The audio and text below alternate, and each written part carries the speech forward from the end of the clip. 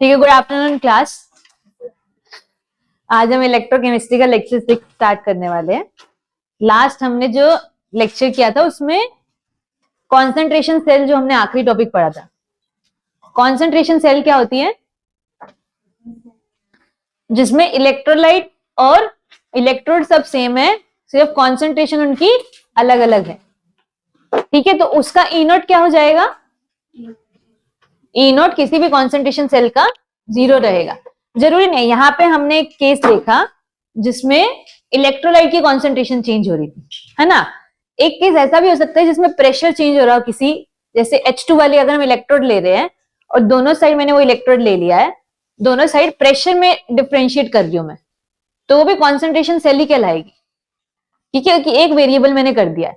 या कभी मैंने ऐसे लिया कि इलेक्ट्रोड जो लिया है उसकी कॉन्सेंट्रेशन अलग ले ली, दोनों साइड जो मैंने इलेक्ट्रोड्स लिए वो अलग क्वांटिटी के ले लिए, तो भी वो कैसी सेल कहलाएगी? तो ये 3 तरह की कॉन्सेंट्रेशन सेल बनती है। हम अभी यही देख रहे हैं, पर तरीका सब में सेम ही रहेगा। उसी तरह से रिएक्शन लिखने, जो पार्ट चेंज हो रहा है, जो चेंजिंग पार्ट है, उसको हम मेन रिएक्शन में लिखते हैं, मेन इक्वेशन में लिखते हैं, अपनी नर्स्ट इक्वेशन में। नर्स्ट इक्वेशन क्या होती है?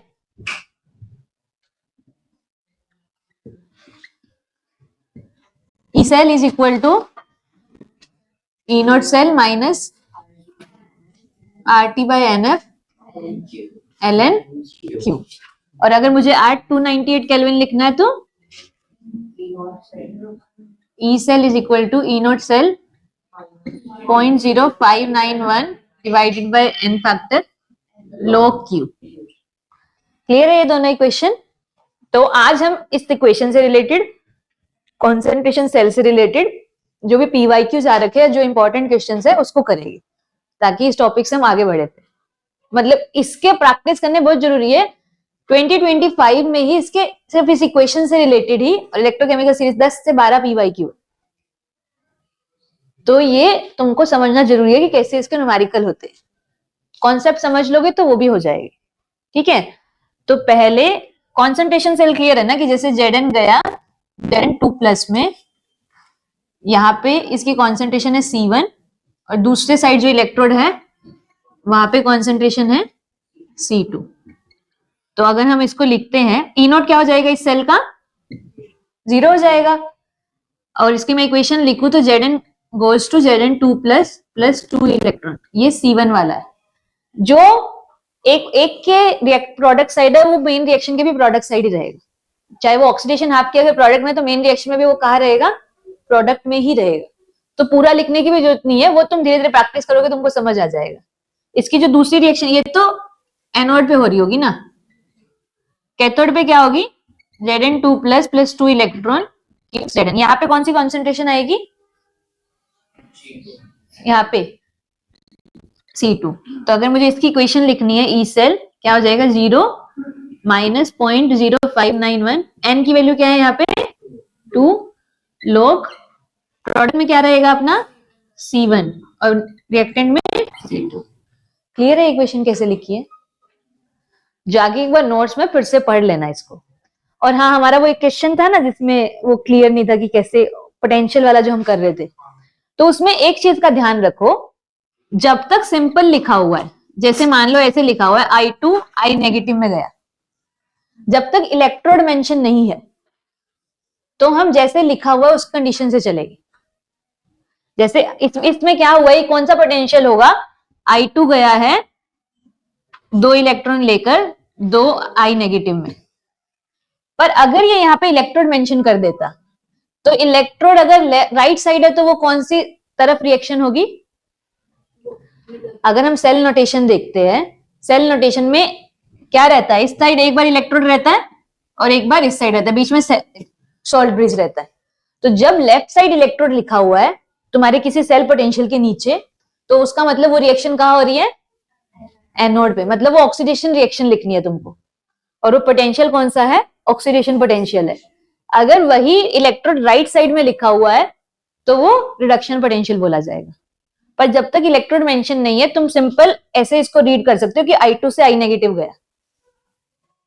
समझे? ये कहीं मेंशन नहीं है, बस मैंने क्वेश्चन से ही डेटा उठा के वो कॉन्सेप्ट बता रही हूँ तुमको, कि सारे क्वेश्चन में किस तरह से यूज किया गया था इस चीज को, कि जब वहां पे इलेक्ट्रोड लिख रखा था तो उसको उस पोटेंशियल के अकॉर्डिंग मान रखा था, पर जब नहीं लिख रखा है तो नॉर्मल इस तरह से इलेक्ट्रॉन लेके चला है कि I2 किस में कन्वर्ट हुआ होगा, I नेगेटिव में।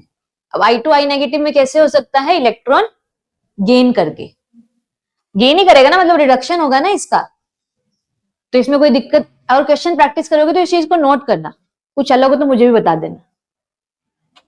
समझ गए कैसे करना नोटेशन रीड? जो सेल के नीचे लिखा गया, जैसे मान लो अगर ऐसा कुछ लिखा हुआ है E not chromium 3+ goes two chromium 2+, तो इसका मतलब क्या हुआ, कौन सा पोटेंशियल है, रिडक्शन पोटेंशियल है। ठीक है, क्लियर है ये चीज कैसे लिखा है? आइए मुझे एक बार क्लियर करना था, तो अब वो क्वेश्चन उसके हिसाब से करना है। एक बार जो क्वेश्चन तुमको दिया था वो इस तरह से रीड करके करना।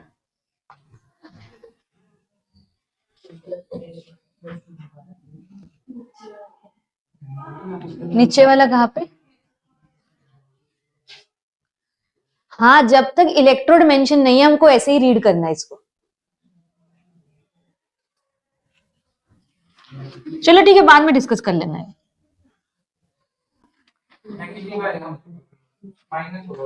नहीं, आंसर प्लस ही आएगा, पर वो वैल्यू माइनस हो जाएगी शायद, कुछ तो ऐसा था। दोनों में रिडक्शन हो रही है, पर एक का ऑक्सीडेशन हाफ होगा ना, तो उसका ऑक्सीडेशन पोटेंशियल देखना होगा। हाँ, एक चीज माइनस में रहेगी, पर ओवरऑल आंसर पॉजिटिव ही है। आंसर पॉजिटिव है, हाँ, वैल्यू कम आ जाएगी थोड़ी, वैल्यू वो नेगेटिव में हो जाएगी। ठीक है, चलिए क्वेश्चन करते हैं कॉन्सेंट्रेशन सेल का।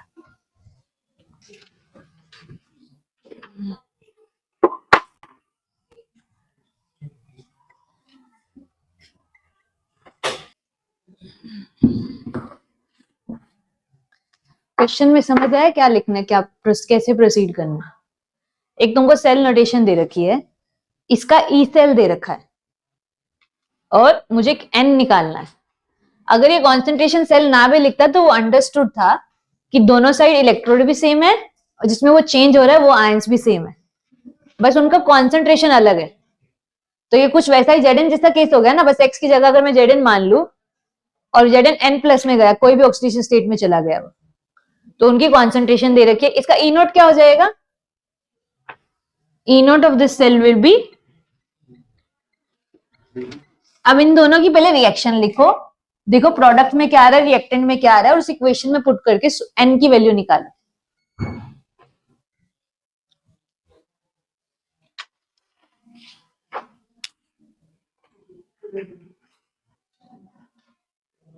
हुआ?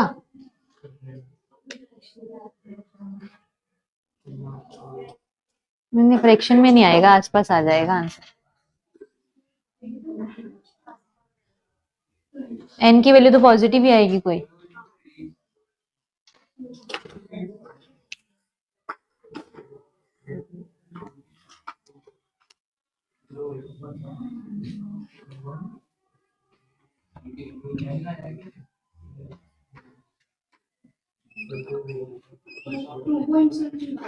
हाँ, 2.03 को एन का लेंगे, फिर 2, एन की वैल्यू मतलब 2 में चेंज हुआ है, मतलब क्या हुआ, एक्स 2 प्लस में चेंज हुआ है। समझे कैसे करना था? आ गया आंसर? देखो पहला मैंने फर्स्ट ऑक्सीडेशन हो रहा है, मतलब कुछ इलेक्ट्रॉन लूज हो रहे हो, कितने इलेक्ट्रॉन लूज हो गए इसके केस में, अगर x से वो xn प्लस जा रहा है तो कितने इलेक्ट्रॉन लूज करेगा, अगर Zn 2 प्लस में जाता है तो कितने इलेक्ट्रॉन लूज करता है, तो यहाँ पे कितने इलेक्ट्रॉन लूज करेगा ये, क्योंकि n प्लस ऑक्सीडेशन स्टेट में जा रहा है, तो x गया xn प्लस में प्लस n इलेक्ट्रॉन लूज किए। यहाँ पे कॉन्सेंट्रेशन क्या है इसकी, 1/20 मोलर। दूसरे वाले में xn प्लस n इलेक्ट्रॉन लिए, x सॉलिड गया।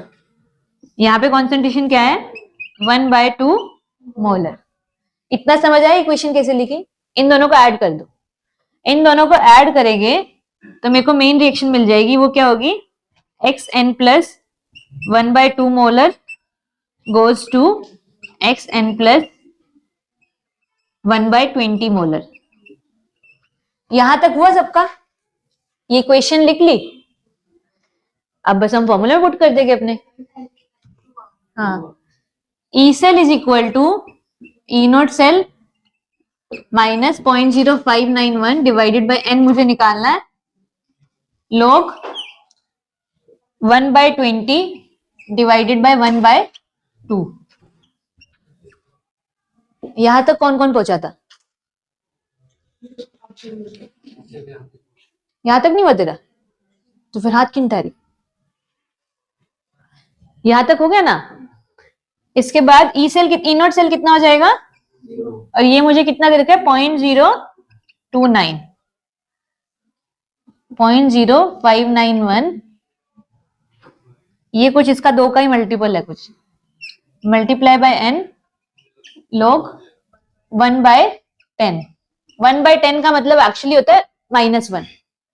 log 10 की वैल्यू 1 होती है, log 1/10 की वैल्यू -1। तो इसको मैं लिख सकती हूँ प्लस 0.0591 डिवाइडेड बाय एन, और यहाँ पे 0.029 है, तो एन की वैल्यू क्या हो जाएगी? अप्रोक्सीमेट 2 आ गया। मतलब जो x है वो किसमें चेंज हुआ है? x2+ में चेंज हुआ। समझ आया सिग्निफिकेंस कैसे क्वेश्चन हो सकते हैं? कभी ये तुमसे ई सेल निकलवा लेंगे एन की वैल्यू देखकर। लिख लो इसको।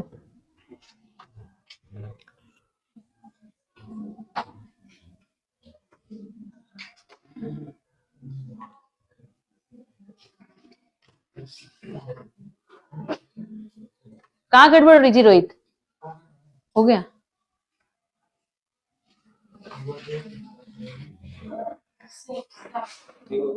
हाँ, बराबर ही तो है वो।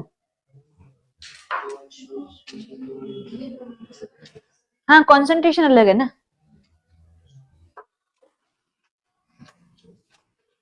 कभी तुमको ये चीज सेम दे देगी, इसकी कंसंट्रेशन अलग दे देगी, तो फिर उसको देख लेना।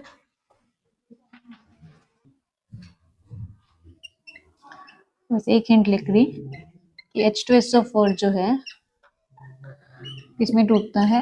2H+ में और SO4। तो अगर इसकी कॉन्सेंट्रेशन 0.01 है तो H+ कितने बनेंगे? अगर H2SO4 की कॉन्सेंट्रेशन 0.01 है तो H+ की कॉन्सेंट्रेशन क्या आएगी? 0.0 क्या आएगी? एक H2SO4 से 2 H+ निकल रहे, 0.01 से कितने निकलेंगे? अरे बोलो भाई, 2 से मल्टीप्लाई करना नहीं आता है क्या? वैसे तो तुम इतना तेज तेज चिल्लाते रहते हो, जब सवाल पूछो तो बोलती नहीं घुलती।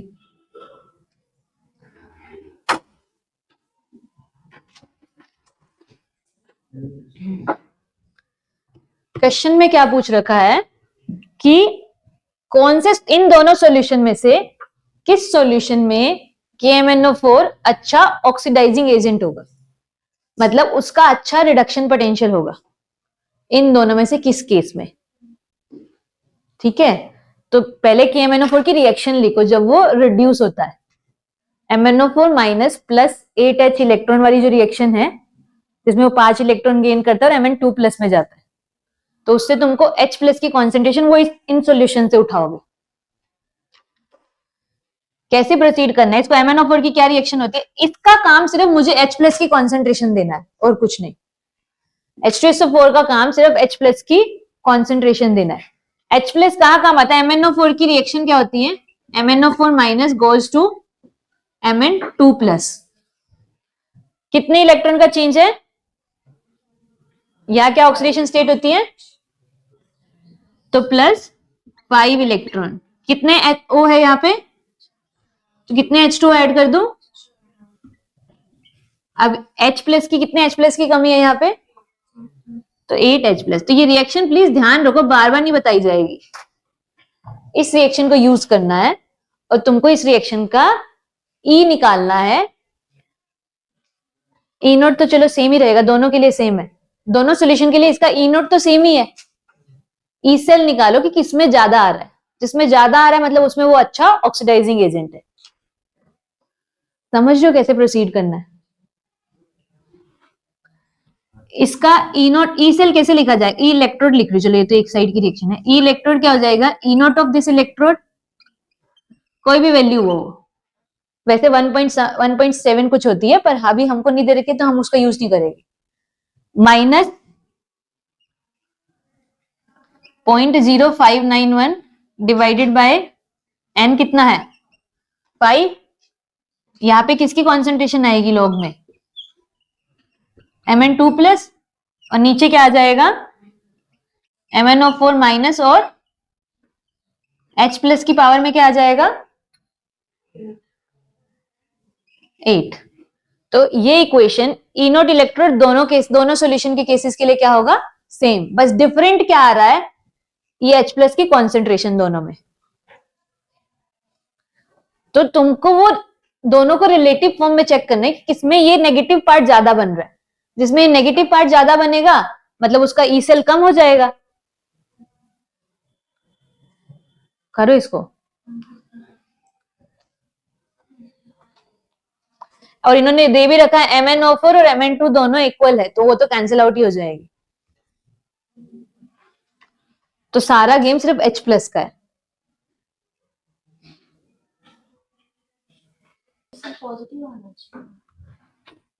जितना ज्यादा पॉजिटिव आएगा उतना वो अच्छा ऑक्सीडाइजिंग एजेंट होगा उस सॉल्यूशन में। ज्यादा देखो, ये मुझे निकालना है, ये जिसमें ज्यादा वैल्यू देगा मतलब वो उतना अच्छा ऑक्सीडाइजिंग एजेंट है। ये चीज समझ आई कि जिसमें इलेक्ट्रोड का इलेक्ट्रोमोटिव फोर्स ज्यादा आएगा मतलब वो उतना अच्छा रिडक्शन कर रहा होगा, और उतना अच्छा रिडक्शन कर रहा होगा तो उतना अच्छा ऑक्सीडाइजिंग एजेंट होगा। ये वाली चीज दोनों में सेम है। अब ये पॉजिटिव ज्यादा कब आ सकता है, जब ये नेगेटिव वाला पार्ट कम हो, कि सब्ट्रैक्ट होने वाला पार्ट कम होगा या कुछ ऐड हो रहा होगा तो ये चीज बढ़ जाएगी। तो उस तरह से चेक करना है। जैसे अगर मैं दोनों सॉल्यूशन का लिख रही, ए पार्ट के लिए मैं लिखूं, देखती हूँ मैं, ये फर्स्ट वाले में ये अपना ई कितना है, ई नॉट सब में सेम है 591, ये भी फैक्टर दोनों में सेम है, और लॉग के अंदर Mn और MnO4 की कॉन्सेंट्रेशन इधर तो कैंसिल आउट कर देगी। तो नीचे में क्या लिखेगी 1 अपॉन, पहले सॉल्यूशन के लिए H प्लस की कॉन्सेंट्रेशन कितनी है, हाँ, 0.02 की होल पावर 8। ये मेरी पहली इक्वेशन बनी। ठीक है, दूसरी इक्वेशन क्या बनेगी दूसरे सॉल्यूशन की, ई सेकेंड सॉल्यूशन का E naught minus 0.0591 divided by 5 log 1 upon, यहाँ पे H प्लस की कॉन्सेंट्रेशन कितनी होगी 0.002, तो ये आ जाएगा 0.002 की पावर 8।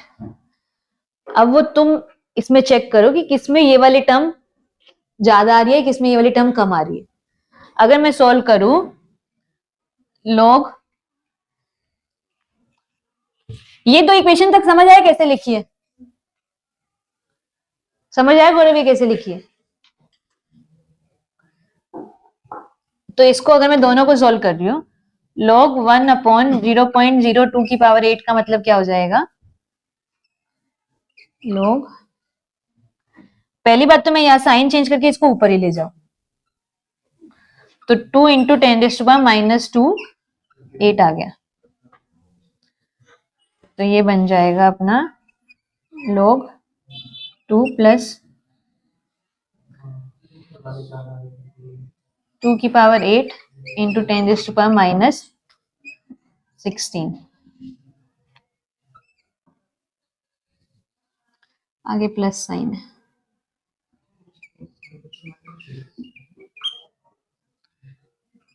अगर हम इसकी बात करूं,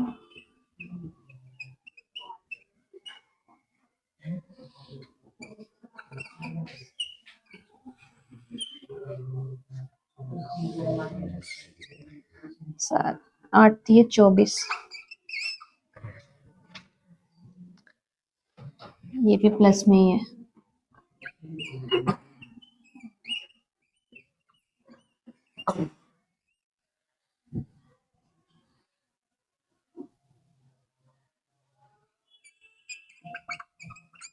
अब बताओ इन दोनों में से कौन सी वैल्यू ज्यादा छोटी होगी?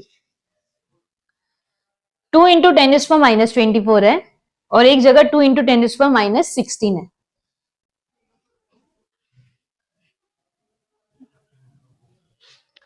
ट्वेंटी 24 वाली ज्यादा छोटी होगी, पर उसमें log की वैल्यू क्या आएगी?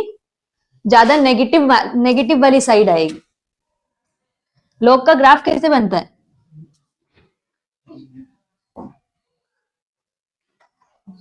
log का ग्राफ कुछ ऐसा होता है ना,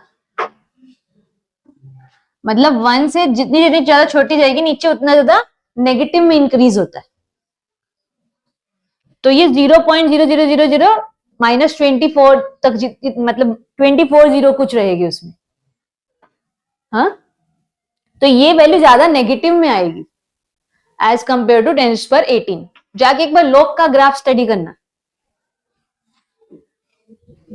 तुमको मैथ वालों को तो आता होगा ना?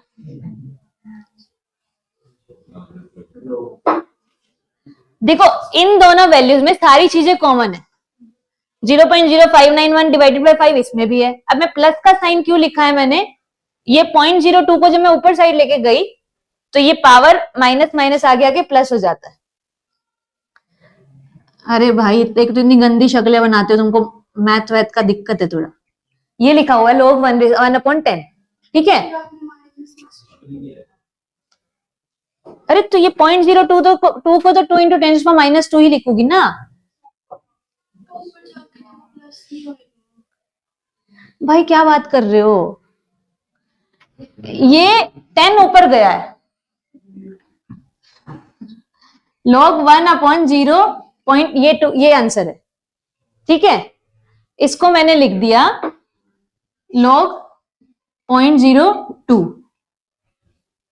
ये तो लिख सकते हैं ना? ये नहीं लिख सकते क्या अगर मैं माइनस का साइन लगा दूं? हाँ, ऐसे लिख सकते हैं ना ये वाली चीज? तो यही तो लिखी है।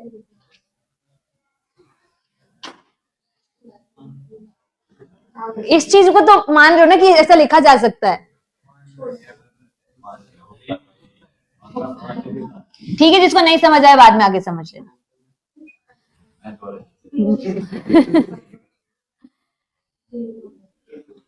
जो 10⁻⁻16 है, अच्छा ये 10⁻⁻24 जीरो के पास लाई करेगा कि -16 ज्यादा जीरो के पास लाई करेगा? यार थोड़ा आके बाद में मैं तुमको आराम से मैथ समझाती हूँ, ठीक है? कोई 24 पॉइंट समथिंग है और कोई 16 पॉइंट समथिंग है। जीरो के पास कौन सा लाई करेगा? 24 वाला क्या 16 वाला? कोई 0.002 है और एक 0.02 है। जीरो के पास कौन सा ज्यादा लाई कर रहा है? 0. ये भी किसी ने बोला था क्या?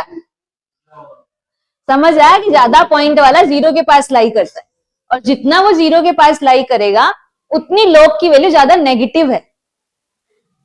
ये log 1 है। जितना वो जीरो के पास जा रहा है उतनी वैल्यू ज्यादा नेगेटिव हो रही है। भाई जाके पढ़ लो, थोड़ा ग्राफ वगैरह जान लो।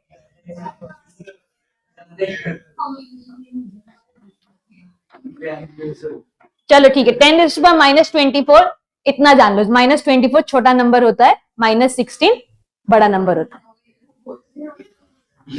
और नहीं आ रहा तो बाद में आके पूछ लेना।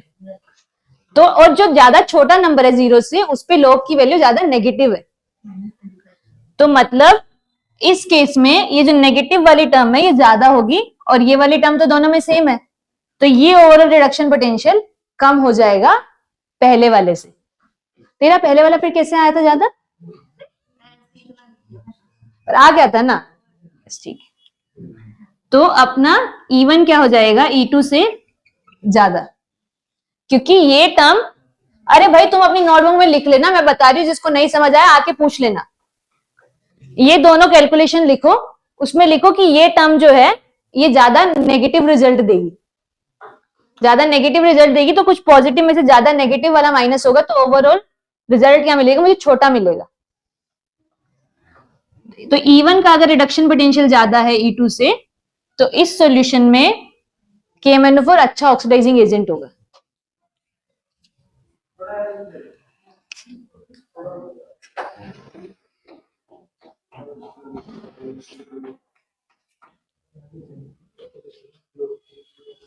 कैसे किया तूने, कैसे किया?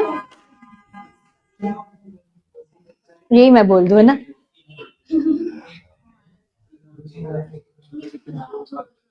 अरे वो इनको समझाने के लिए था, पर इनको तो समझ आ ही नहीं रहा।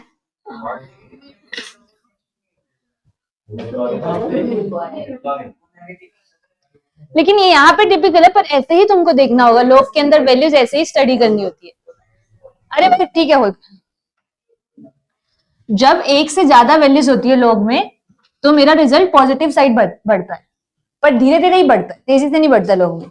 पर जब एक से कम वैल्यू होती है, 1 से 0 के बीच में, बहुत तेजी से नेगेटिव साइड बढ़ता है। ये ग्राफ उस चीज को एक्सप्लेन करता है।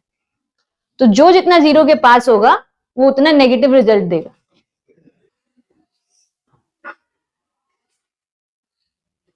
और जो तुम वो वाली चीज बोल रहे थे ना, 0.02 को अगर नीचे हम 2 × 10⁻² लिख रहे हैं, तो ऊपर -2 × 10 वो क्यों नहीं लिख रहे? हाँ, जैसे कर लिया वैसे ठीक है, बस समझ आ गया ना क्या चीज हो रही है। बट तुमको कैलकुलेशन लेकिन क्लियर होनी चाहिए कि कैसे E1 को ज्यादा बोला जा रहा है। हमको इसकी करेक्ट नास्ट इक्वेशन बतानी है। पहले उसकी इक्वेशन बना लो ऊपर वाले सेल की। नहीं,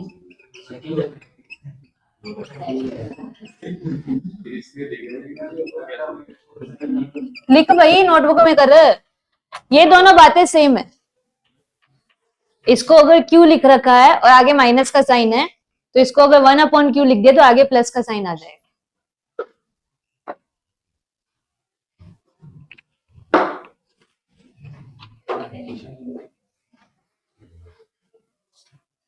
इतना डिफिकल्ट है नहीं, है तो बहुत इजी वाला क्वेश्चन था। नहीं, जितने जो थोड़े तुक्काबाजी कर रहे हैं उसका बोल।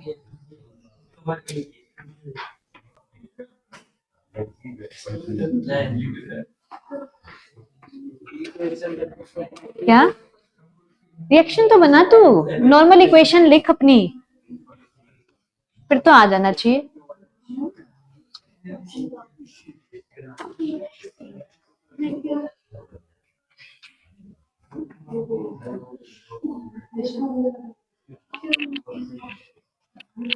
डेट लिखी हुई है, डेट लिखी हुई है,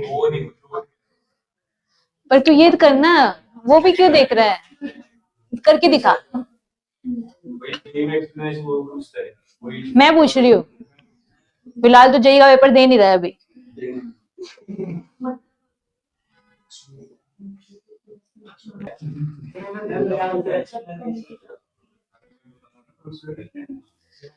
भाई इसकी सेल रिएक्शन लिखो सब लोग पहले, इसकी पूरी रिएक्शन लिखो, ऑक्सीडेशन रिडक्शन हाफ को ऐड करके क्या बनेगी, क्या बन रही है।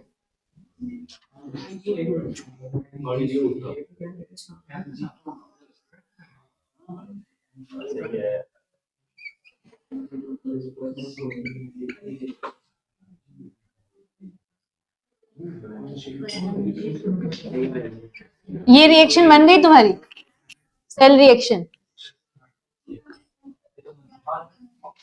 सबकी बन गई सेल रिएक्शन ये वाली। अब इसका ई सेल लिख ले। ई सेल क्या होगा, E naught cell minus n R T by 2F ln Mg2 plus Ag plus का, क्योंकि यहाँ पे 2 इसका कोफिशिएंट है।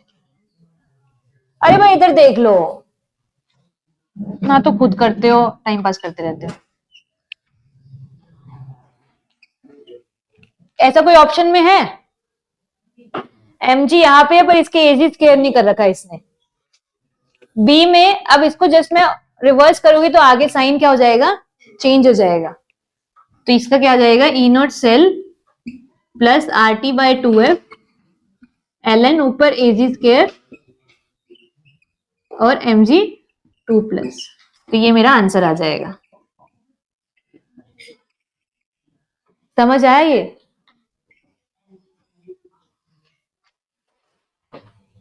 समझ आ गया कैसे किया है? अगला क्वेश्चन देखो भाई, बस बात मत करो अब।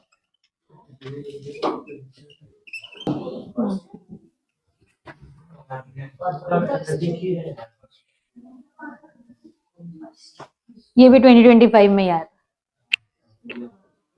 तो जिसको इलेक्ट्रोकेमिकल सीरीज इलेक्ट्रोड पोटेंशियल का स्टडी करना आ गया, वो इस तरह के क्वेश्चन आराम से अटेम्प्ट कर ले।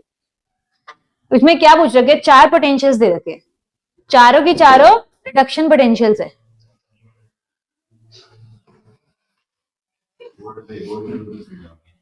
चारों की चारों रिडक्शन पोटेंशियल है, ठीक है। मतलब इन तीनों का तो रिडक्शन अच्छे से हो रहा होगा, पर इसका ऑक्सीडेशन अच्छे से हो रहा होगा, ठीक है। अब उसने क्या पूछ रखा है? अच्छा, रिड्यूसिंग एजेंट कौन सा है? रिड्यूसिंग एजेंट क्या होता है?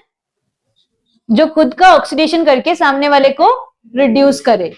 तो अब जो ऑप्शन हम देख रहे हैं क्लोरीन नेगेटिव का, अगर क्लोरीन नेगेटिव का ऑक्सीडेशन होता है Cl2 में, तो पोटेंशियल कितना आ जाएगा? -1.36, काफी नेगेटिव है। अगर हम देखें MnO4 माइनस का, इसका तो होगा ही नहीं रिडक्शन, इससे ज्यादा तो और रिड्यूस होगा ही नहीं। +7, सॉरी, इसका ऑक्सीडेशन तो होगा ही नहीं, +7 से और ऊपर कहा जाएगा। मैक्सिमम ऑक्सीडेशन स्टेट ही 7 होती है। Mn+2 अगर वापस MnO4 माइनस में जाता है, मतलब खुद को ऑक्सीडाइज करके, तो उसका पोटेंशियल कितना है? -1.51, वो भी क्या है? काफी नेगेटिव। एक बच गया क्रोमियम। क्रोमियम अगर क्रोमियम 3+ में जाता है ऑक्सीडाइज होके, तो क्या पोटेंशियल है? +0.74। तो यहां पे सबसे पॉजिटिव पोटेंशियल किसका? ऑक्सीडेशन पोटेंशियल क्रोमियम का, जब क्रोमियम 3+ में जाता है। तो क्या आंसर आ जाएगा इसका? कौन सबसे अच्छा रिड्यूसिंग एजेंट होगा? जो सबसे अच्छा ऑक्सीडेशन कर लेगा। अगर चलो ये क्रोमियम का ऑप्शन ना होता, अरे भैया पेन ही नहीं चलता, अगर क्रोमियम का ऑप्शन नहीं होता, फिर तुमको इन तीनों में से कुछ चुनना पड़ता। क्रोमियम का तो चलो, इसका तो पॉजिटिव आ गया, बाकी सबका नेगेटिव है, तो यहां से हमने फिगर आउट कर लिया। अब इसमें हमको देखना होगा किसका सबसे कम नेगेटिव है। जैसे MnO4 माइनस का तो ऑक्सीडेशन वाला कुछ दे नहीं रखा है, कोई पोटेंशियल ही नहीं दे रखा है वैसा। Mn2+ अगर जाता MnO4 में, तो -1.51 है अगर ये ऑक्सीडाइज होता। अगर क्लोरीन ऑक्सीडाइज होता तो -1.36 है। तो इन दोनों में से कौन सा ऑक्सीडेशन पहले होता? क्लोरीन का क्या Mn2+ का? क्लोराइड का ऑक्सीडेशन होता, क्योंकि उसका पोटेंशियल थोड़ा कम नेगेटिव है। इससे कंपैरिजन जब करना हो, अभी तो साफ साफ दिख रहा है इसमें, तो सबसे अच्छा रिड्यूसिंग एजेंट कौन सा हो जाएगा? क्रोमियम। तो इसको अपनी लैंग्वेज में आंसर लिख लो कि इसका ऑक्सीडेशन पोटेंशियल क्या है? पॉजिटिव है। अगर मैं इसको चेंज करके लिखूं, E0 क्रोमियम से क्रोमियम +3 गया, तो ये 0.74 आ रहा है। तो ये खुद का ऑक्सीडेशन इजिली करवा पा रहा है।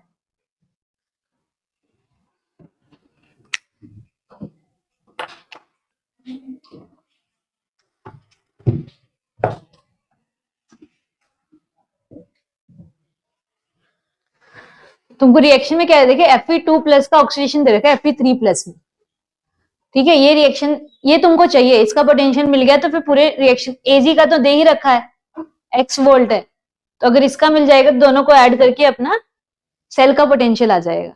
अब इसका निकालने के लिए तुमको ये 2 रिएक्शन दे रखी है। तो अगर कभी भी ऐसा केस दिखा रखो ना, जब एक एटम ही मल्टीपल ऑक्सीडेशन स्टेट शो कर रहा है, तो जो हम ऑक्सीडेशन किसी नई रिएक्शन का, मुझे अगर अभी इसमें क्या हो रहा है, ये 2 रिएक्शन है, मुझे किसका निकालना है? Fe2+ एक्वस का गिव्स Fe3+, कितने? 1 इलेक्ट्रॉन लूज करेगा ना, ये 1 इलेक्ट्रॉन लूज किया, इसका मुझे निकालना है। नहीं, ये दोनों इतने दूर दूर वाले ऑप्शन कैसे पकड़ रहे हो? ΔG वाला कॉन्सेप्ट यूज करके निकालना पड़ेगा। 2 रिएक्शन का दे रखा है, 1 रिएक्शन का बनाना है, तो अब इन दोनों से ये वाली कैसे बन सकती है? एक्स तो है ही नहीं।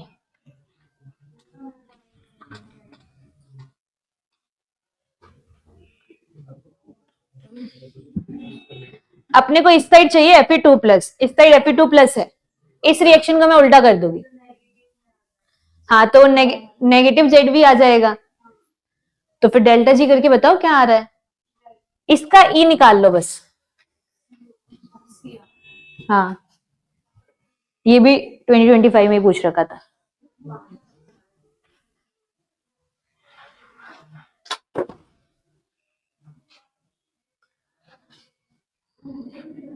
इसके लिए डेल्टा जी की वैल्यू क्या हो जाएगी, -2 इंटू एफ इंटू में वाई, ये वैल्यू हो जाएगी। क्लियर है। हाँ थर्ड आएगा।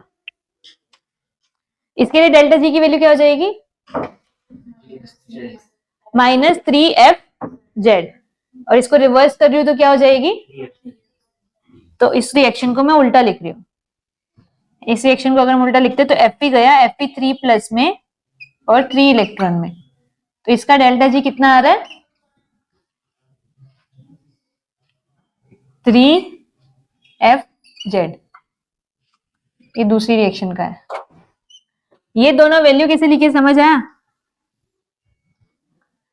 ये दोनों वैल्यू कैसे लिखी है, तो अब इन दोनों को क्या करके आएगा, ये ऐड करेंगे। 3 इलेक्ट्रॉन उधर गया, 1 इलेक्ट्रॉन बच जाएगा। इन दोनों को ऐड करके इसका पोटेंशियल आ जाएगा। इसकी डेल्टा जी की वैल्यू क्या रहेगी, -f, इसका तो हमको निकालना है ना। तो -f into E is equal to -2f, multiply में लिख रखा है, y और +3f(z). f से f कट गया सब, तो अपने पास क्या बचा, e की वैल्यू क्या आई, -2y + 3z डिवाइडेड बाय -1। तो ये आ गई 3z, 2y - 3z आ गई। ये वैल्यूज कैसे है ये समझ आया। इस रिएक्शन का मैंने डेल्टा जी निकाल दिया। जब भी मैंने बोला कि लास्ट में इलेक्ट्रॉन बच रहा है तो हमको डेल्टा जी वाले फॉर्मूले से ही करना पड़ेगा, वरना आंसर गलत आएगा। तो इसका डेल्टा जी निकाला और इसका डेल्टा जी निकालते हैं, तो इसका डेल्टा जी क्या आएगा, -3 इंटू एफ इंटू जेड।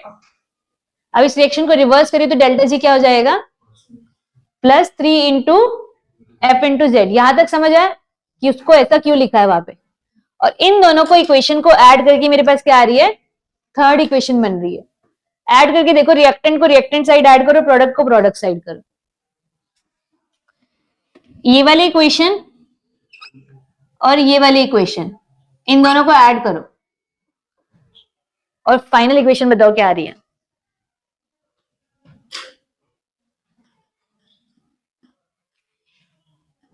हो गया।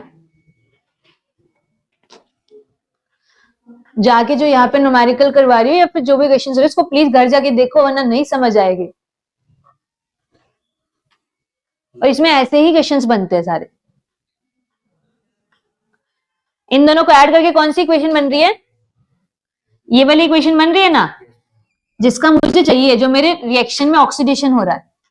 तो इस पोटेंशियल को मैं अपने रिडक्शन पोटेंशियल में ऐड कर दूंगी तो मेरा सेल का पोटेंशियल आ जाएगा। तो आंसर क्या आ जाएगा, x + 2y - 3z। समझे कैसे किया है। ये हो गया रिडक्शन पोटेंशियल और ये हो गया ऑक्सीडेशन पोटेंशियल। और जब ऑक्सीडेशन रिडक्शन होते हैं तो दोनों को ऐड कर देते हैं। ये फॉर्मूला तो याद है ना। तो इस वैल्यू को और इस वैल्यू को ऐड करके क्या आंसर आ जाएगा, C। अब कभी भी ऐसा क्वेश्चन दे रखा हो जिसमें एक ही एटम का ऑक्सीडेशन स्टेट चेंज हो रहा है, तो उसको डायरेक्ट कैसे देखते हैं। इसमें क्या हुआ है, Fe से एक Fe2+ गया और एक Fe3+ गया, ठीक है। तो इसके लिए डेल्टा जी का कितना हो जाएगा, -2 इंटू एफ इंटू E1। ये चीज तो क्लियर है ना, डेल्टा जी कैसे लिखा, 2 इलेक्ट्रॉन का चेंज है, इसका पोटेंशियल मैंने मान लिया, इसका ऑक्सीडेशन पोटेंशियल इतना E1 दे रखा है, क्लियर है ये चीज। उसके बाद Fe2 से Fe3 गया तो यहाँ पे कितने इलेक्ट्रॉन का चेंज है, 1 इलेक्ट्रॉन का चेंज है, तो क्या हो जाएगा -F इंटू E2। और यहां से अगर मैं जा रही हूं तो कितने इलेक्ट्रॉन का चेंज है टोटल, 3 इलेक्ट्रॉन का चेंज है, 5 कौन बोला, 3 इलेक्ट्रॉन का चेंज है ना, Fe से Fe3 प्लस गया है, तो -3 इंटू F इंटू E। तो ये सम, ये वैल्यू इन दोनों के सम के बराबर होगी। तो वैसे भी इसको सोल्व, अब मुझे इस वैल्यू में से कौन सी वैल्यूज गिवन है और कौन सी मुझे निकालनी है,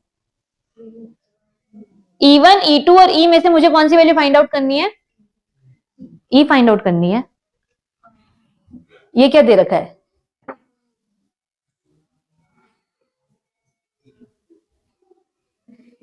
ये वैल्यू तो गिवन है, बस इस डायग्राम को लैटिमर डायग्राम बोलते हैं। क्या बोलते हैं, लैटिमर डायग्राम। जब जो हम नॉर्मल रिएक्शन वाला कॉन्सेप्ट है ना, उसको इस डायग्राम के थ्रू सॉल्व कर सकते हैं। तो इससे हमको क्या पता चल रहा है, -2FE1 -FE2 is equal to -3FE। मतलब दोनों की डेल्टा जी को इसकी डेल्टा जी के साथ ऐड कर दिया, इसके इक्वल कर दिया इन दोनों को ऐड करके। तो अब मुझे इन्होंने Fe से Fe3 प्लस का गिवन है जेड वोल्ट। मैं इस तरीके से भी तुमको ये वाली वैल्यू लाके दिखा रही हूं कैसे आएगी, कि अगर तुम रिएक्शंस को नहीं छूना चाह रहे। हमको Fe से Fe3 प्लस का कितना पोटेंशियल दे रखा है,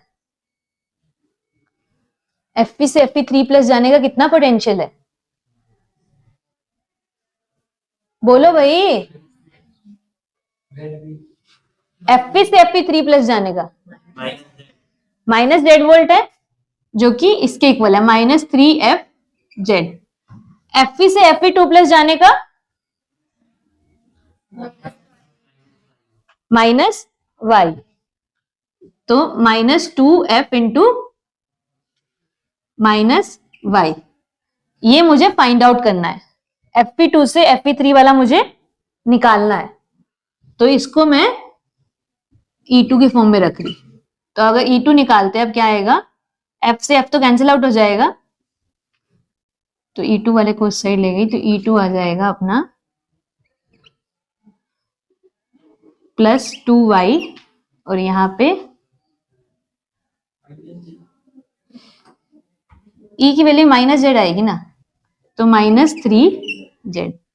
तो ये वही वैल्यू आ गई E2 की जो हमने ऐसे रिएक्शन करके निकाली थी।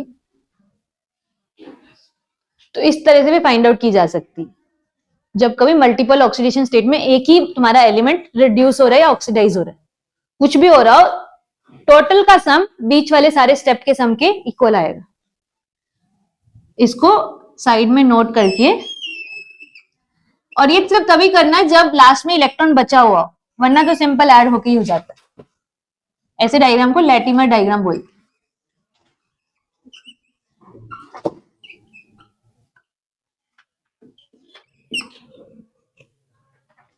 समझ आया ना कैसे निकाली है ये वैल्यू, जाके इसको सब लोग एक बार वापस से रीड करोगे, जो भी यहाँ पे क्वेश्चंस हो रहे हैं।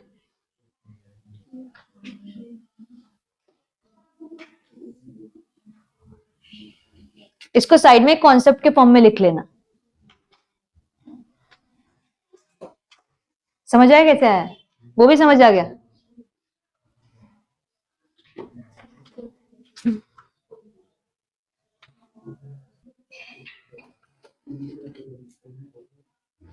इस लेवल के देखो आते तुम्हारे एग्जाम में क्वेश्चन,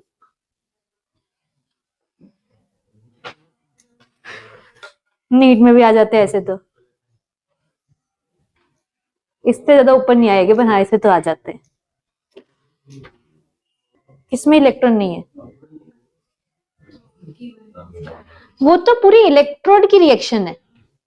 मुझे इलेक्ट्रोड में इसमें तो कुछ ऑक्सीडेशन हो रहा है ना, मैं ऑक्सीडेशन हाफ का पोटेंशियल निकालना चाह रही हूं जिसमें एक इलेक्ट्रॉन है। वो कोई दो रिएक्शन तुमको हाफ करके, मतलब तुम एग्जांपल, तुम एक बार वो न्यूमेरिकल लेके आना, उसमें बताओगी कैसे होता है। तुमको अभी देखो, मेरे को फाइनल रिएक्शन, मेरे को इसका पोटेंशियल नहीं दे रखा है जिसका मुझे निकालना है। Fe2+ से Fe3+ जो गया +1 इलेक्ट्रॉन, उसका पोटेंशियल मुझे गिवन नहीं है, पर क्या उस रिएक्शन में एक इलेक्ट्रॉन बचा हुआ है? इलेक्ट्रॉन तो है ना उसमें, तो मैं इस प्रोसेस से कर रही हूं। अगर ये रिएक्शन किसी इस तरीके से आ जाती कि लास्ट में इलेक्ट्रॉन ना बचता, तो शायद मुझे ये करने की जरूरत ही ना होती। तो वैसा वाला कॉन्सेप्ट मोस्टली तब आता है जब फुल रिएक्शन हो। फुल रिएक्शन में ही इलेक्ट्रॉन नहीं बचेगा, वरना ऑक्सीडेशन हाफ में भी कुछ इलेक्ट्रॉन रहेगी और रिडक्शन हाफ में भी कुछ इलेक्ट्रॉन हमेशा रहेगी। ठीक है, अगर इन सबको ऐड करके तुमको इसका पूछते तो तुमने डायरेक्ट E0 ही तो ऐड किया है ऑक्सीडेशन और रिडक्शन का, क्योंकि इसमें कोई इलेक्ट्रॉन है ही नहीं। एक तुम्हारे इसमें क्वेश्चन है इस बुक में 2-3 जिसमें डायरेक्ट E0 ऐड करने से आ जा रहा है, वो उसको उसके थ्रू मैं तुमको समझा दूंगी कि क्या मतलब हुआ इलेक्ट्रॉन बचने का और इलेक्ट्रॉन ना बचने का। क्या क्या दिखाना? 66। अब देखो 66 जो तुम्हारा क्वेश्चन है, तुमको किसका पोटेंशियल निकालना है? ऊपर वाली रिएक्शन का निकालना है। ऊपर वाली रिएक्शन में तो कोई इलेक्ट्रॉन नहीं है, पर हमको, तुम लोग एक बात नहीं समझ रहे हो यहाँ पे, इसको क्यों रिलेट कर रहे हो दोनों चीजों को? मैं पोटेंशियल इस सेल का बाद में निकालूंगी, वो बाद का क्वेश्चन है। पहला क्वेश्चन ये है कि इसका तो एक ऑक्सीडेशन हाफ का तो निकालू। ऑक्सीडेशन हाफ का निकालने के लिए मुझे इन दोनों रिएक्शन की जरूरत है। जो यहां पे क्वेश्चन दे रखा है, इन्होंने पूरी रिएक्शन का पूछ रखा है, पर इन्होंने ऑक्सीडेशन हाफ का भी पोटेंशियल दे दिया और रिडक्शन हाफ का भी पोटेंशियल दे दिया, तो हमने उसको ऐड करके निकाल लिया है। पर मुझे पहले वो जो इसने ऑक्सीडेशन हाफ ऑलरेडी दे रखा है, मुझे उसका निकालना है इस वाले से, तो उसके निकालने का प्रोसेस है ये डेल्टा जी का यूज करना। समझे? तो हम उससे पहले का स्टेप कर रहे हैं, अभी इस स्टेप पे तो आए ही नहीं जो इन्होंने दे रखा है। समझ गए? इसलिए इसमें हमको जरूरत नहीं है यहाँ पे, क्योंकि मेन रिएक्शन में कोई रिएक्टिंग इलेक्ट्रॉन नहीं है।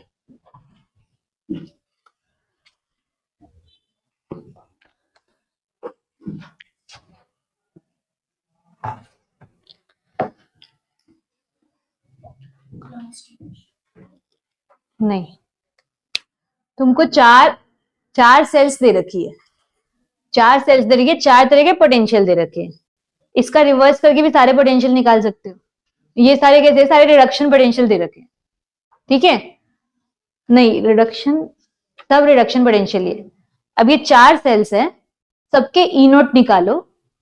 E0 निकाल के जिसका E0 ज्यादा आएगा उसकी वैल्यू सबसे, डेल्टा जी की वैल्यू सबसे ज्यादा नेगेटिव रहेगी। तो मुझे वो सेल बताना है जिसका E0 सबसे ज्यादा है। पूछ रखा है, मैं क्या करूं अब? पिछले साल या इसी साल आया है ये, अभी 23-24 जनवरी की शिफ्ट में। ऐसे देख देख के नहीं होगा, नोटबुक पे करो। 4 सेल्स दे रखी है, ऑक्सीडेशन हाफ रिडक्शन हाफ तुम बना सकते हो। चारों का E0 निकालना है, ये वैल्यू जो गिवन है उससे। E0 देखो किसका सबसे ज्यादा आ रहा है, जिसका सबसे ज्यादा आएगा उसकी डेल्टा जी की वैल्यू सबसे ज्यादा नेगेटिव होगी।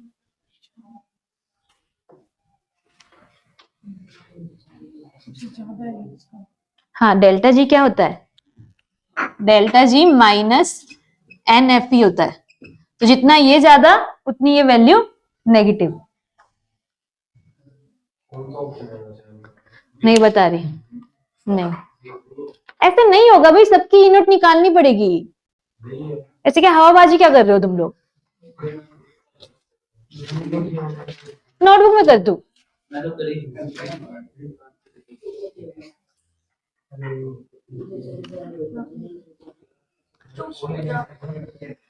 एक सेल का मैं निकाल के दिखा दी,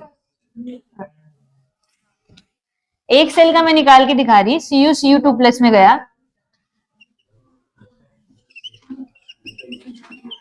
मतलब इसका ऑक्सीडेशन हुआ है और 2 Ag+ 2 इलेक्ट्रॉन लेके Ag में रिड्यूस हुए, तो इसका E0 कैसे आ जाएगा?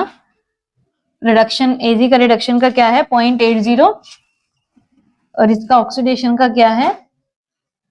-0.34, तो इसका आ जाएगा कितना आ जाएगा 4 6। ऐसे वोल्टेज निकालना है।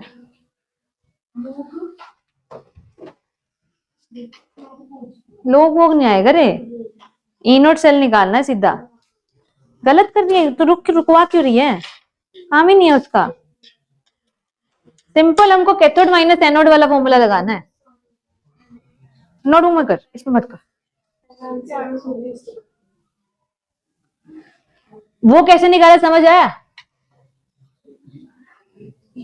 रिडक्शन जो कैथोड पे रिएक्शन हो रही है उसका पोटेंशियल माइनस जो एनोड पे रिएक्शन हो रही है 0.34।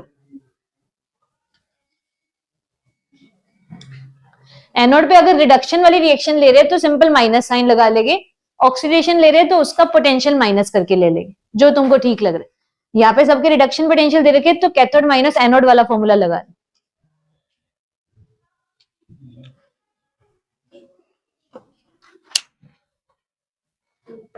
लिख ले तू इतनी नोटबुक में, लिख लिया सारा, फिर तू अलग से मी टाइम लेती है। लिख लिया? ओ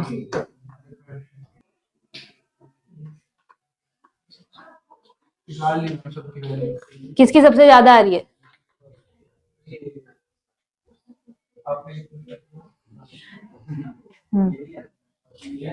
हाँ हाँ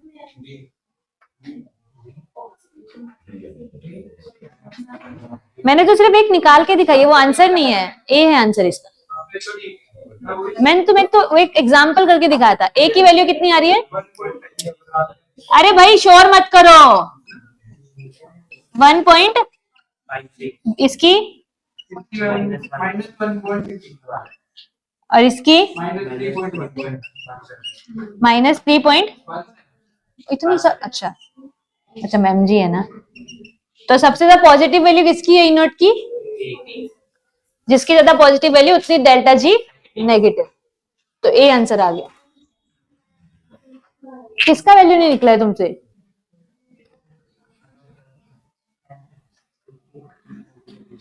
हो गया है?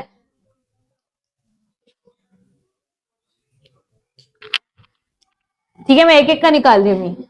ए का अगर हम निकाल रहे हैं तो इस पे कौन सी भाई ठीक है इधर देख लो, शोर मत करो। इधर इधर इधर इधर पहले का ई नोट निकाल रहे हैं। रिडक्शन साइड कौन सी रिएक्शन हो रही है? एजी प्लस वाली, मतलब ये। तो ई कैथोड माइनस ई एनोड, यही फॉर्मूला लेंगे। अरे मत बात करो भाई। कैथोड पे क्या हो रही है? 0.80। एनोड पे कौन सी रिएक्शन है? जेडन वाली। जेडन का पोटेंशियल क्या है? -0.76। तो माइनस -0.76। तो ये क्या आ जाएगा? 1.56 वोल्ट। बी का निकालेंगे। रिडक्शन साइड कौन सी हो रही है? जी हाँ प्लीज।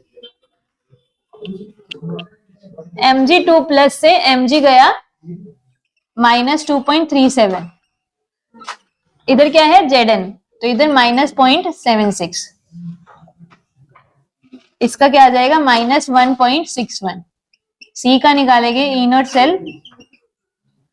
इस साइड यही है -2.37, उधर क्या है? Ag। Ag का कितना है? 0.80। तो क्या आ जाएगा? माइनस। तो सबसे ज्यादा पॉजिटिव किसकी वैल्यू है? ए की। दूसरे नंबर पे किसकी होगी? डी की। उसके बाद दोनों की पॉजिटिव रहेगी। तो अगर ये पूछते सबसे ज्यादा पॉजिटिव जी वैल्यू किसकी है, तब क्या आंसर आता?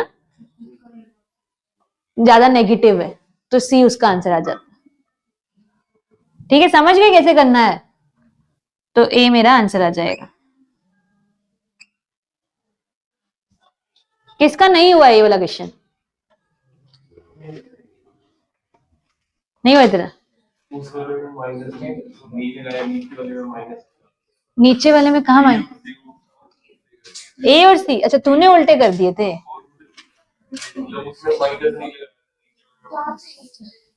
ओ अच्छा, तो फिर तेरा ऊपर वाला आंसर कम आया होगा। बी और सी में, ठीक है।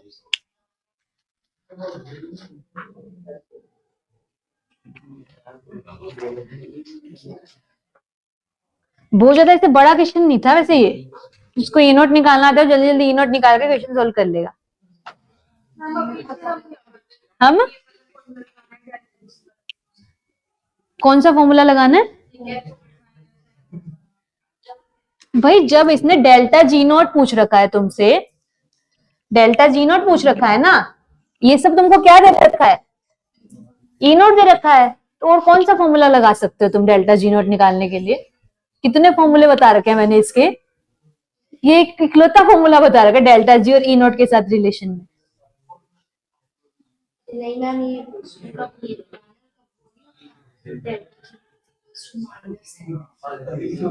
हाँ तो उसके लिए तो हमको नोट नहीं पूछेगी उसमें वो, या फिर उसमें के की वैल्यू जब पूछ रखी होगी तब वो लगाएगी।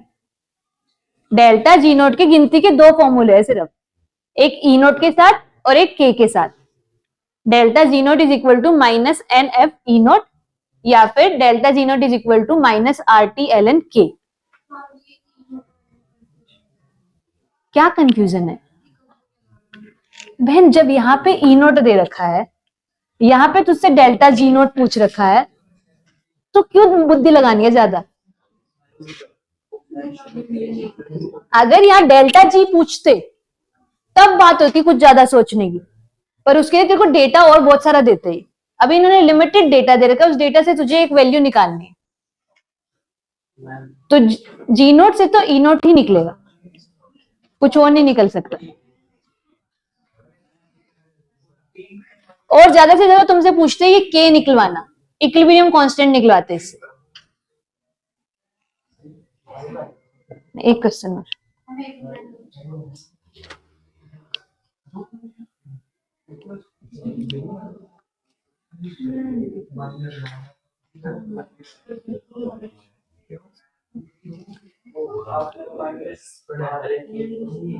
कहाँ पे? वो मैंने रिडक्शन प्लस ऑक्सीडेशन किया था, तुमको वैसे करना है तुम नॉर्मल कर लो, फिर भी आएगा यही आंसर, बस ये माइनस इधर रह जाएगा, ऐसे हो जाएगा फॉर्मूला।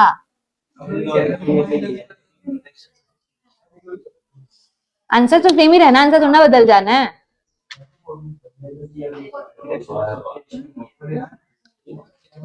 उसमें मुझे कम कंफ्यूजन होता है, इसलिए मैं तो रिडक्शन प्लस ऑक्सीडेशन लेके चलती। आज जैसे जिसकी सोच वैसे करो, जैसा जिसको समझ आए बस कर लो, तुम क्वेश्चन करो। हो गया ये वाला? भाई तुम ऐसे मक्खी जैसा मत बिन बनाया करो, पूरा टाइम कान के बिन बिनाने की आवाज आती रहती है।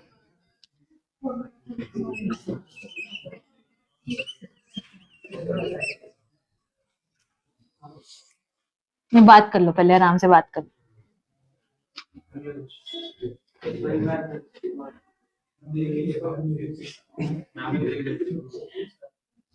अब उनको बोलने जाओगे तो सीधा बोल देते हैं, मैथ में तो चुप रहते हैं ये।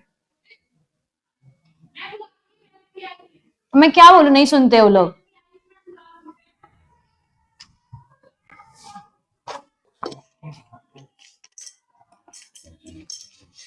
अभी क्या बोल के डायग्राम पढ़ाया था मैंने?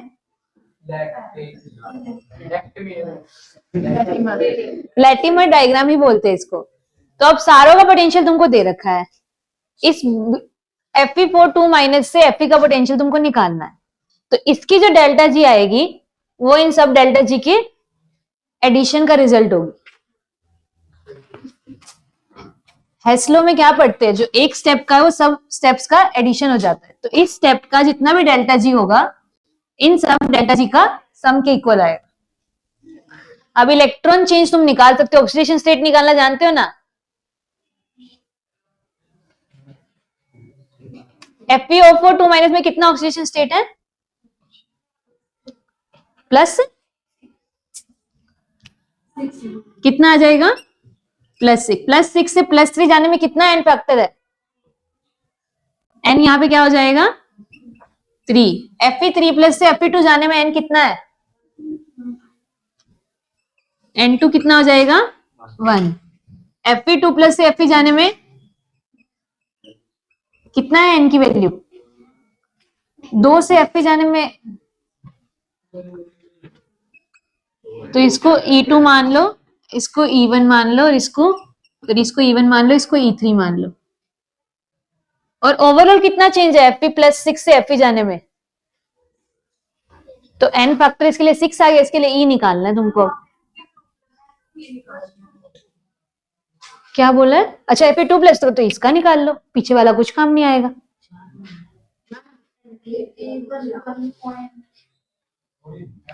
प्लस 2.0 लिख रखा है, तो उसका यूज नहीं है तो हम यूज नहीं करेंगे, हमारा यही से काम बन जाएगा। E3 पॉइंट माइनस 0.5, तो FeO4 माइनस से Fe2 प्लस जाने में कितना इलेक्ट्रॉन चेंज है? आंसर 1.7 वोल्ट, इतना ही आ रहा है, 1.7 ही आंसर। Fe4 से Fe2 प्लस जाने में कितना इलेक्ट्रॉन का चेंज है? कितना चेंज है यहां से यहां तक? 1.7 वोल्ट। n कितना है इसके लिए? तो इसका सम किस किस के इक्वल आएगा? यहां से यहां जाने के लिए जो डेल्टा जी यूज हो रहा है वो किसके इक्वल आएगा? इसका डेल्टा G1 और डेल्टा G2। ये चीज कैसे लिखे पता चला? इसके लिए डेल्टा G1 का चेंज है, इस प्रोसेस के लिए डेल्टा G2 का है। मुझे यही तक निकालना है तो मैं यही तक देखूंगी, आगे वाले का मेरे को कोई मतलब ही नहीं है। तो ये डेल्टा जी किसके इक्वल आएगा? -4 इंटू एफ इंटू ई, जो मुझे निकालना है। हाँ, इज इक्वल टू, ये किसके इक्वल है? 3 इंटू एफ इंटू 2.0, 2 से मल्टीप्लाई कर दिया मैंने, प्लस डेल्टा जी किसके इक्वल है? माइनस कितना इलेक्ट्रॉन का चेंज है? 1 फैराडे इंटू 0.8। ये इक्वेशन किसी को ना समझ आई हो कैसे लिखी है? आ गई खुशबू ये समझ? निकल गया 1.7। तो उसके बाद अपना एफ से कट जाएगा, -4e is equal to -6 minus plus 0.8, नहीं माइनस 0.8, तो e की वैल्यू क्या आ गई?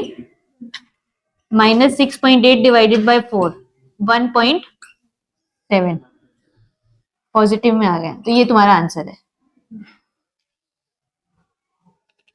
अगर चलो अब इसका भी निकाल के बताओ। नहीं नहीं, निकालो। FeO4 माइनस से Fe जाने के लिए कितना E लगेगा, कितना पोटेंशियल लगेगा? FeO4 माइनस से Fe जाने में, अभी तो हम यही तक गए थे ना, मैं पूरे का पूछ रही हूँ। ये तो मुझे भी निकालना पड़ेगा, सीधा उसमें वो ऐड कर दिया ना, और ये 6 से डिवाइड कर दिया। ठीक है, तो ये अपना आ जाए, नहीं उसमें -6 माइनस 0.8 प्लस 1 डिवाइडेड बाय -6, आ जाएगा -5.8। ये तो क्या 6 -5.8 पॉइंट में आएगा कुछ, ये प्लस नहीं हो जाएगा, पोटेंशियल माइनस में दे रखा है, तो डेल्टा जी की वैल्यू प्लस में हो जाएगी, तो +1 करेंगे, -1 नहीं करेंगे। तो इसकी वैल्यू देख लो, जो भी पॉइंट में कुछ आएगा 0.9 समथिंग आएगा, 8 नहीं आएगा, 9। ये समझ आएगा कैसे निकाला है? ये है तुम्हारा FeO4 माइनस से Fe जाने पे जितना पोटेंशियल लग रहा है, जो कि 0.9 समथिंग आ रहा है। समझ आए ये वाला कैसे किया? या हवा में बोल रही है थोड़ा तो?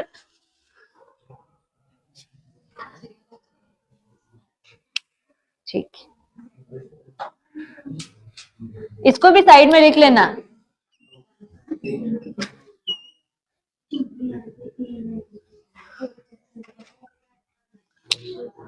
कल तुमको मैं पहले एक बार सोल्यूबिलिटी, यार ये इक्विलिब्रियम का चीजें इसमें आ रही है।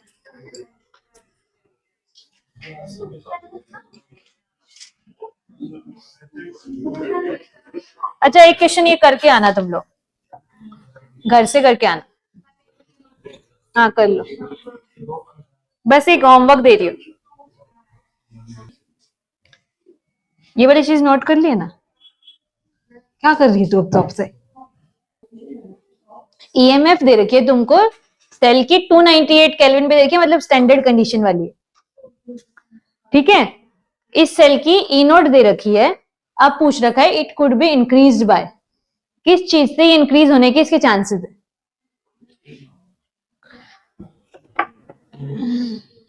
ई नोट है या नहीं? ई नोट तो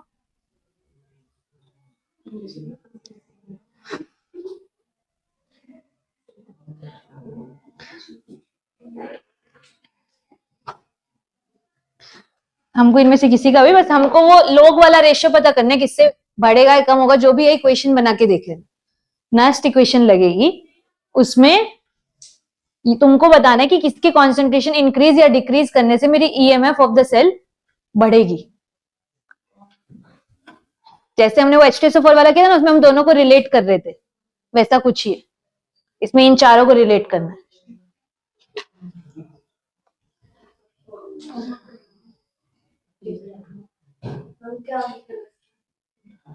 घर पे कल बताओगी।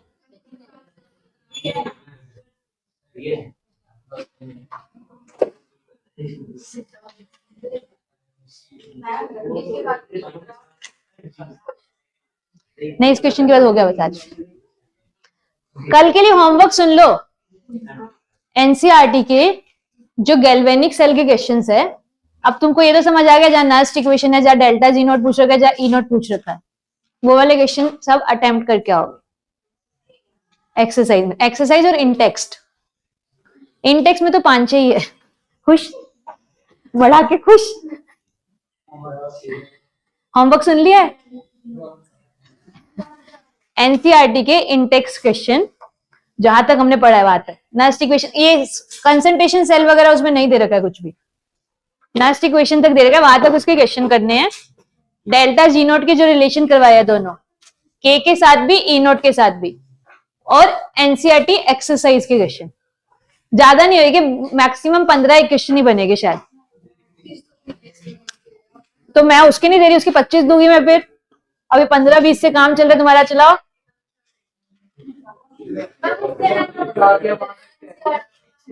नहीं नहीं, एनसीईआरटी के ही करने हैं। ठीक है, आज के लिए इतना ही रख रहे, बाकी कल करेंगे इलेक्ट्रोकेमिस्ट्री। धन्यवाद। तो सारे नहीं करने हैं ना, पूरा चैप्टर थोड़ी ना हो गया।